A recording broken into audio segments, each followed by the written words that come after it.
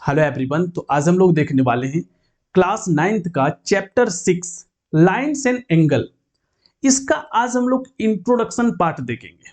Introduction part में basically आपको total concept को बताया जाएगा और आपको भी पता है कि कंसेप्ट जो है वो किसी भी चैप्टर का मेन पार्ट होता है। अगर आपको कंसेप्ट समझ में आ गया तो आपको वो चैप्टर बहुत ही ईजिली समझ में आ जाता है। इसीलिए हम ये जो कंसेप्ट है वो सारे को बहुत ही सिंपल वे में आपको समझाएंगे ताकि आपको फिर कभी प्रॉब्लम ना हो। ठीक है, चलो। तो सबसे पहले हम लोग यहाँ पे जो देखने वाले हैं वो क्या देखने वाले हैं, कुछ बेसिक टर्म जो ऑलरेडी आप में से बहुत सारे लोगों को पता होगा, बट तब भी हम लोग एक एक बार ओवरव्यू कर लेते हैं। क्लियर है? और हाँ, यहाँ पे जो डेफिनेशंस लिखा हुआ है ये डेफिनेशंस आपके एग्जाम में नहीं पूछे जाते हैं, तो ज्यादा टेंशन नहीं लेना है। बस एक एक बार ये डेफिनेशंस को रीड कर लेना है। एग्जाम पॉइंट ऑफ व्यू से याद करने का जरूरत नहीं है। क्लियर हो गया? चलो, तो सबसे पहले जो हम लोग देखते हैं वो है पॉइंट। अब पॉइंट क्या है? बेसिकली पॉइंट मीन्स एक डॉट। ठीक है, अब डॉट का क्या, ना ही कुछ लेंथ होता है, ना ही विड्थ होता है, ना ही कोई शेप एंड साइज, कुछ भी नहीं होता। उसी को हम लोग क्या बोलते हैं? Basically point. क्लियर है? सेकेंड आता है लाइन। लाइन बेसिकली क्या है? A line is a collection of a point, infinite point. Infinite means basically आप बहुत सारा पॉइंट को कलेक्ट करो और उसको एक साथ ऐड कर दो तो ये एक लाइन बन जाएगा। और अगर केवल लाइन लिखा हुआ है तो इसमें दोनों साइड एरो होता है और ये एरो इंडिकेट करता है कि ये एंड तक जा सकता है, इधर भी इधर भी। क्लियर है? इसी रीजन से इसका जो ये लेंथ है ये फिक्स नहीं होता, क्योंकि हम लोग दोनों साइड से इंक्रीज कर सकते हैं।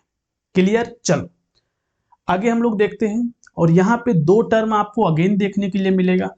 एक है पॉइंट थर्ड रे एंड पॉइंट 4 लाइन सेगमेंट।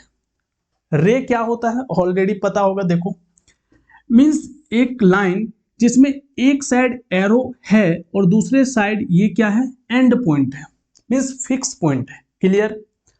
अब एक साइड अगर एरो है तो हम लोग एक साइड तो आगे इसको ले जा सकते हैं, कंटिन्यू कर सकते हैं। इसी रीजन से इसका भी लेंथ जो है वो फिक्स नहीं होता है ना, फिक्स लेंथ नहीं होता है। क्लियर? चलो अब हम लोग देखते हैं लास्ट यहाँ पे, मींस फोर्थ पॉइंट, जो लाइन सेगमेंट। अब लाइन सेगमेंट क्या होता है? बेसिकली ये एक लाइन का पार्ट होता है जिसमें दोनों साइड एंड पॉइंट होता है। यहाँ पे देखो, मींस बेसिकली एक लाइन है जिसमें दोनों साइड एंड पॉइंट होता है, कंटिन्यू नहीं कर सकते, तो इसका जो लेंथ होगा वो क्या हो जाएगा बताओ? फिक्स होगा। Very good. क्लियर है यहां तक? चलो, तो अब हम लोग आगे देखते हैं। और अगेन यहाँ पे दो चीजें हम लोग देखेंगे, एक है कॉलिनियर पॉइंट और एक है नॉन कॉलिनियर पॉइंट। अब यहीं पे दिख रहा है लीनियर। लीनियर मीन्स होता है एक लाइन, मीन्स ऐसा पॉइंट जो एक लाइन में हो उसको हम लोग कोलिनियर पॉइंट कहते हैं। ये सारा पॉइंट एक स्ट्रेट लाइन में आ सकता है, तो ये सारा पॉइंट कोलिनियर होगा। सिमिलरली अगर हम लोग देखें अनदर एग्जांपल, तो सपोज एक पॉइंट यहां है, एक यहां, क्या ये कोलिनियर है? नहीं है। देखो कहां कोलिनियर है, लाइन एक सीधा लाइन पे जाना चाहिए तो कोलिनियर बोलेंगे, और ऐसा अगर जाएगा तो कोलिनियर नहीं होगा। क्लियर है? सिंपल है। चलो आगे आ जाओ। और यहां पे अब हम लोग देखने वाले क्या? एंगल। बेसिक टर्म जो था वो हम लोग का फिनिश हो चुका है ना। अब एंगल बेसिकली होता क्या है? देखो, कोई भी तो जो लाइन है, इस दो लाइन के बीच में यहां पे कुछ मेजरमेंट होता है ना। इसी मेजरमेंट को हम लोग क्या बोलते हैं? एंगल। अब इसको रिप्रेजेंट हम लोग कैसे करते हैं वो देखो। एक तो इसको डायरेक्ट हम लोग लिख सकते हैं एंगल ओ। क्लियर है? दूसरा इसको हम लोग कैसे रिप्रेजेंट कर सकते हैं? तो लिख सकते हैं ए ओ बी। Angle AOB। जो मिडिल में होता है वही एंगल को रिप्रेजेंट करता है। तो मिडिल में O है, मीन्स O एंगल को हम लोग रिप्रेजेंट कर रहे हैं। बोलोगे सर ये सिंपल है तो इसको हम लोग यूज क्यों करते हैं?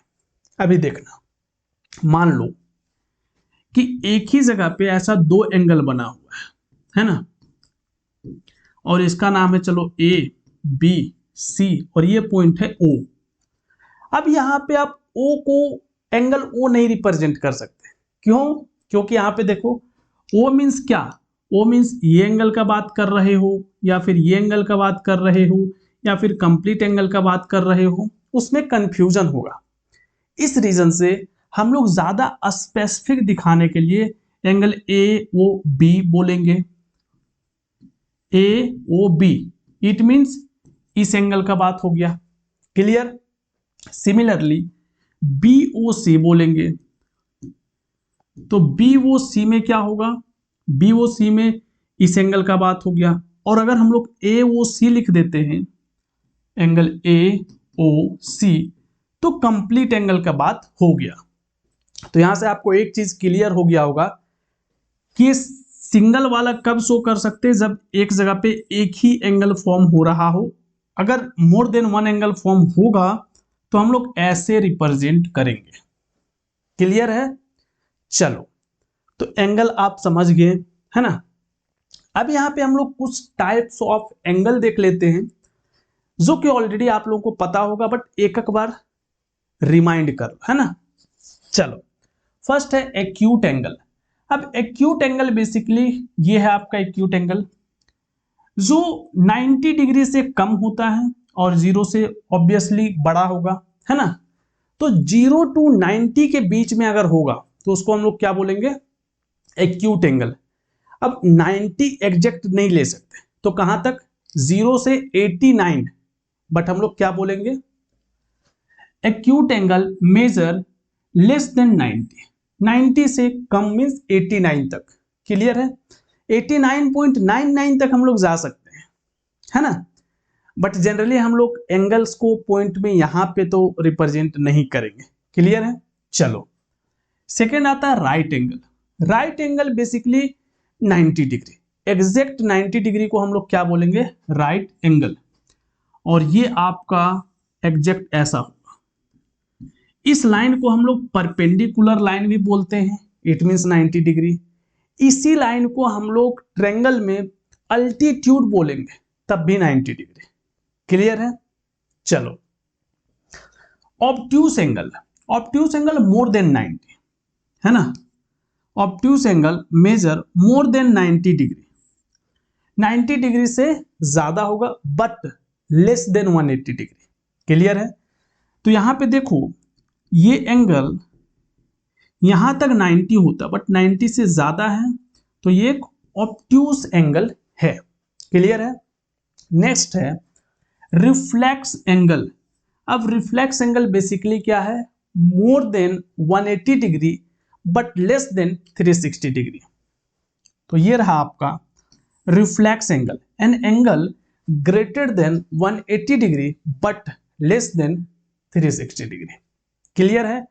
तो ये चार सिंपल टाइप्स ऑफ एंगल था। दो टाइप का एंगल हम लोग और देखते हैं, और ये रहा आपका दो टाइप और। एक है straight angle. Straight angle basically एक लाइन होता है, इसमें यहां पे ये जो पूरा एंगल फॉर्म हो रहा है ये 180 होगा एग्जैक्ट, तो उसको हम लोग स्ट्रेट एंगल बोलेंगे। क्लियर? चलो, नेक्स्ट है आपका कंप्लीट एंगल। अब कंप्लीट एंगल बेसिकली एक पॉइंट है, इसमें पूरा अगर एंगल हम लोग कंप्लीट कर देते हैं तो क्या बोलेंगे, बताओ। कंप्लीट एंगल है 360 होगा वो, मीन्स यहां से अगर स्टार्ट हुआ तो ये पूरा यहां तक आएगा, तो इसको हम लोग बोलेंगे कंप्लीट एंगल विच इज 360 होगा, है ना। क्लियर है? यहां तक सब कुछ क्लियर हो चुका? Very good. चलो, अब हम लोग थोड़ा सा देखते हैं कुछ यहां पे एंगल्स में रिलेशन देखते हैं हम लोग कि कैसे कैसे एक एंगल दूसरे एंगल से लिंक होता है। क्लियर है? चलो यहां पे देखो, फर्स्ट है कंप्लीमेंट्री एंगल और सेकंड है सप्लीमेंट्री एंगल। कंप्लीमेंट्री एंगल में बेसिकली होता क्या है कि टू एंगल का सम अगर 90 डिग्री होगा तो हम लोग उसको कंप्लीमेंट्री एंगल बोलेंगे। जैसे यहां पे आप देखो 59 प्लस 31 कितना है 90। अगर हम दूसरा एग्जांपल ले तो 40 प्लस 50 इक्वल्स टू 90। तो आप केवल 90 बोलोगे तो रॉन्ग होगा। मान लो किसी से आप पूछे कि चलो बताओ कंप्लीमेंट्री एंगल क्या होता है, वो बोलेगा 90 डिग्री, बट वो रॉन्ग है। 90 डिग्री मींस राइट एंगल हो गया। टू एंगल का सम अगर 90 होगा तो कंप्लीमेंट्री बोलेंगे। क्लियर है? Very good. सिमिलरली यहां पे बाय वन गेट वन है, मींस आपको एक आप समझे तो दूसरा आपको फ्री में मिल रहा है। कैसे? यहां पे बेसिकली क्या है कि दो एंगल का सम 180 होगा, इसको क्या बोलेंगे? Supplementary angle. क्लियर है? फॉर एग्जांपल यहां पे आप देखो angle this plus angle this, इसे मान लो कि 100 डिग्री प्लस 80 डिग्री, तो कितना हो रहा है 180। अब यहां पे 100 डिग्री कंप्लीमेंट्री एंगल है 80 डिग्री का और 80 डिग्री कंप्लीमेंट्री एंगल है 100 डिग्री का। क्लियर है? मींस दोनों एक दूसरे का कंप्लीमेंट होगा, यहां पे भी दोनों एक दूसरे का सप्लीमेंट होगा। क्लियर है? Very good. चलो नेक्स्ट जो आता है वो आता है रिलेशन बिटवीन एंगल। अब यहां से मजा आएगा, है ना? अब यहां पे आप लोग कुछ नया चीजें सीखोगे। अब यहां से एक्टिव हो जा पूरा। चलो देखो एडजेसेंट एंगल। अब एडजेसेंट मींस क्या होता है पता है? आपके जस्ट बगल वाला, है ना, उसको एडजेसेंट बोलते हैं और जो सामने होता है उसको अपोजिट बोलते हैं। तो देखो यहां पे एक एंगल ए है, इसके जस्ट बगल वाले एंगल है, तो इस दोनों को बोलेंगे एडजेसेंट एंगल। ए को बोलेंगे बी का एडजेसेंट और एंगल बी को बोलेंगे ए का एडजेसेंट। क्लियर है? इसमें बेसिकली होता क्या है, when they share the common vertex. Common vertex किसको बोलते हैं? ये एक ऐसा लाइन हो जो दोनों एंगल में कॉमन हो तो हम लोग क्या बोलेंगे उसको? बताओ। Adjacent angle. Very good. Clear है? नेक्स्ट हम लोग जो देख रहे हैं वो है एक्चुअल में linear pair of a angle. Linear pair में बेसिकली होता क्या है कि एक लाइन है, इसमें अगर एक लाइन ये इसको डिवाइड करता है तो इस दोनों एंगल का सम अगेन 180 होगा। Angle 1 plus angle 2 equals to 180। Clear? इसको हम लोग क्या बोलते हैं? Linear pair. Sum of two angle equals to 180 degree. But ध्यान ये रखना है कि उसमें से ये जो है एक लाइन फॉर्म करना चाहिए। अगर लाइन नहीं फॉर्म करेगा तो हम लोग इसको लीनियर पेयर नहीं कहेंगे। क्लियर है? Very good. नेक्स्ट आता है आपका रिलेशन बिटवीन एंगल में। नेक्स्ट जो पॉइंट है वो है वर्टिकल अपोजिट एंगल। और वर्टिकल एंगल होता क्या? वर्टिकल एंगल मींस दो लाइन अगर इंटरसेक्ट हो रहा है तो एंगल 1 इक्वल होगा एंगल 3 का और एंगल 2 इक्वल होगा एंगल 4 का। इसी को हम लोग कहते हैं वर्टिकल अपोजिट एंगल। आपको एक बात बता दे कि ये बहुत ज्यादा यूज होने वाला चीजें हैं, तो इसको ध्यान में रखना, माइंड में रखना। क्लियर? चलो वेरी गुड। नेक्स्ट आता है intersecting line and non intersecting line. Already आपको पता होगा, तब भी हम बता दे रहे हैं। इंटरसेक्टिंग लाइन मींस बेसिकली दो लाइन इंटरसेक्ट करेगा और उसमें जहां पे वो इंटरसेक्ट करेगा उसको बोलेंगे पॉइंट ऑफ इंटरसेक्शन। क्लियर है? नेक्स्ट है कि non intersecting line means basically a parallel line. क्यों सर?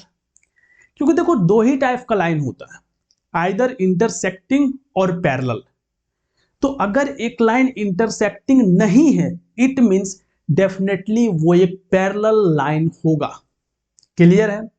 तो इसी रीजन से होता क्या है कि इसके बीच का जो डिस्टेंस है वो हर एक जगह पे सेम होगा। अब अगर हर एक जगह पे सेम होगा तो इस लाइन को आप कितना भी आगे बढ़ा लो, ये लाइन इंटरसेक्ट नहीं करेगा। बट आप में से कोई एक स्टूडेंट ये बोलेंगे कि सर आप हमको एक बात बताओ, हम यहाँ पे एक लाइन लिखें, क्लियर, ये पैरेलल तो नहीं है, बिल्कुल नहीं है। सर ये इंटरसेक्ट भी तो नहीं कर रहा है, बिल्कुल सही बात है। बट यहाँ पे ध्यान ये रखना है कि एक लाइन है, लाइन को अगर हम लोग आगे इंक्रीज करेंगे, मीन्स इसको आगे बढ़ाएंगे, तो ये आपका इंटरसेक्ट करेगा। क्लियर है, समझ में आया?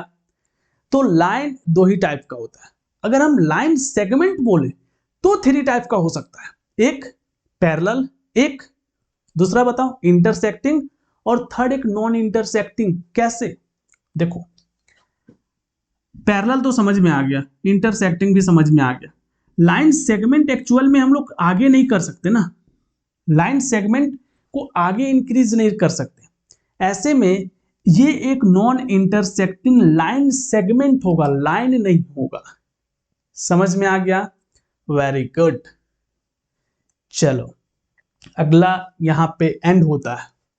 अब बेसिकली यहां पे एंड होता है और इसके बाद आपको देखने के लिए मिलेगा पार्ट 2। ऐसा क्यों कर रहे हो सर, बता दो।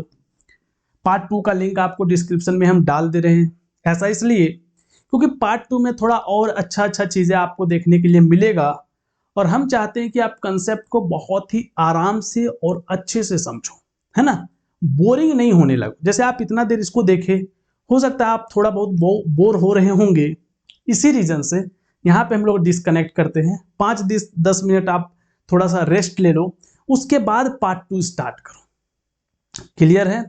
चलो वेरी गुड। तो अगर आप चैनल पे न्यू हो, सब्सक्राइब जरूर कर लेना, है ना। और पार्ट 2 का लिंक डिस्क्रिप्शन में हमने दे रखा है। हम मिलते हैं आप लोगों से नेक्स्ट वीडियो में।